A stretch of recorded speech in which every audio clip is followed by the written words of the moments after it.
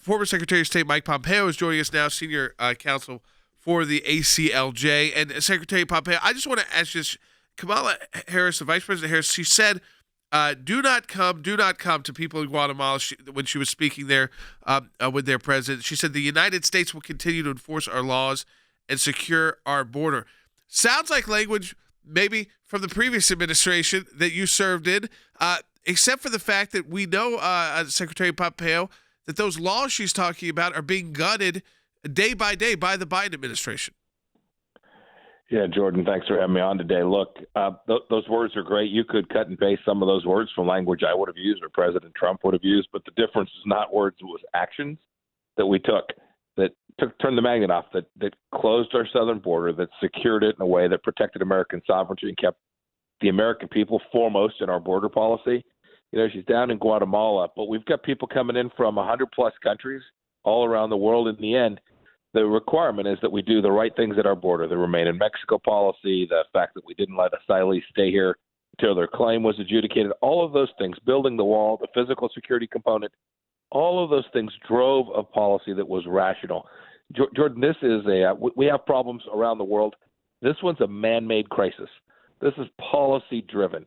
The administration could stop this surge at the border in a heartbeat by simply reverting to the policies that were in place on January 20th of this year. The data supports it, and I think Americans are going to demand it. Let me ask you this, Mike. One of the things that we've been talking about in the last segment of the broadcast, which is an unfortunate true reality, it is a border crisis, and that the entry point of the crisis is at our southern border. But the fact is, this is impacting the rest of the country. We've talked about the sex trafficking using the interstate system, prostitution, drugs, so forth.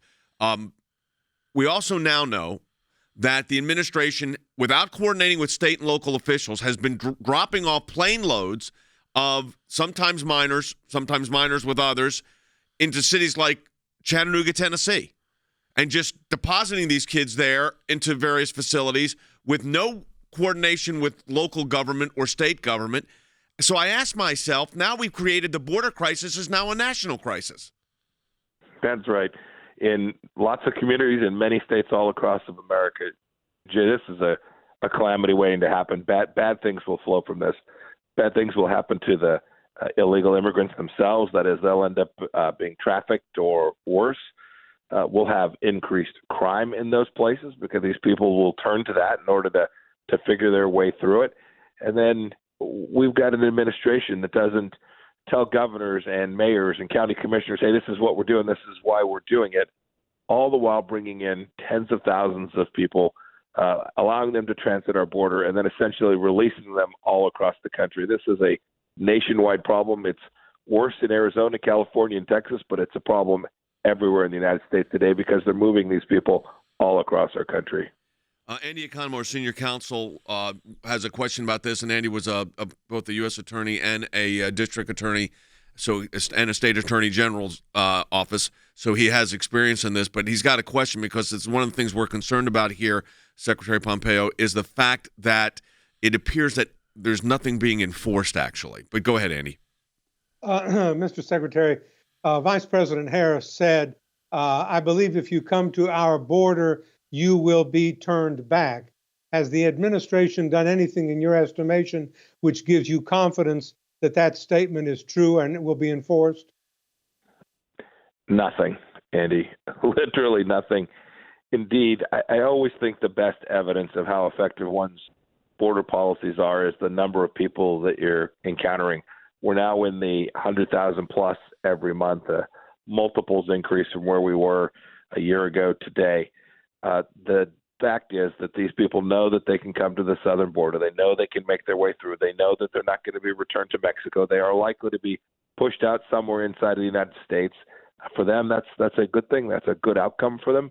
For American sovereignty and protecting our citizens and American workers all across the country, it's not a good thing. I don't think there's any evidence to support what you just told me that Vice President Harris said. Colonel Smith's got another question for the Secretary as well. Mr. Secretary, part of the answer, it seems, and I know that it's been tried before, is to send billions of taxpayer dollars to the Northern Triangle countries to try, and build some things there, jobs and security and what have you, to help them out.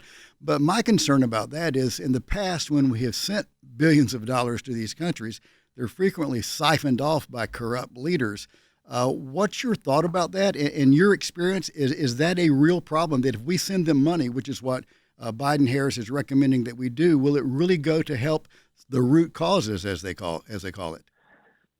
You know, we looked at this too. Look, no, everyone can appreciate that these are difficult economic circumstances in Ecuador and El Salvador and Honduras. We feel for these people's economic plight, but everything we looked at and the history of sending tens of billions of dollars of American taxpayer money to these countries demonstrated that it won't work. It doesn't work for a whole handful of reasons. The money doesn't go where you think it's going to go. It's siphoned off, or corrupt leaders end up with it, or they don't use it for real reforms. It gets spread around and then ends up in the hands of bad actors all across their own countries. This idea that somehow you can approach the root cause of these places and stop these people from coming across our border is foolish. It simply won't work. We contemplated doing the same thing, concluded it didn't make sense, that we couldn't get value for it. We couldn't get the mission accomplished, which was preserving American sovereignty. And so we didn't do it. In fact, there were times we used that money in a way that actually delivered the very outcomes, the very border security that President Trump aimed to achieve. Well, I look at this, Secretary Pompeo. I see what the Trump administration was able to do, taking a totally different approach to these countries. I mean, I feel, we talk a lot of times about the embassy in Jerusalem, and the idea was if this happens, it's going to blow up the world. The idea that we could go to Mexico and say, you know what, we're going to put in a policy. People are going to stay here until you said until it's their time for the adjudication of their asylum claim. It was all flew in the face of these same individuals from the Obama years who are back being retreaded again. But it's like they will not accept any of the successes that were negotiated out through our diplomatic efforts over the last 4 years. And the numbers are staggering. I mean, under the Trump administration, we saw 20 and 30,000. It's a problem. It was a problem at the border being addressed. And then it jumped to 78,000. And the last month we have numbers on April, it's 178,000 people.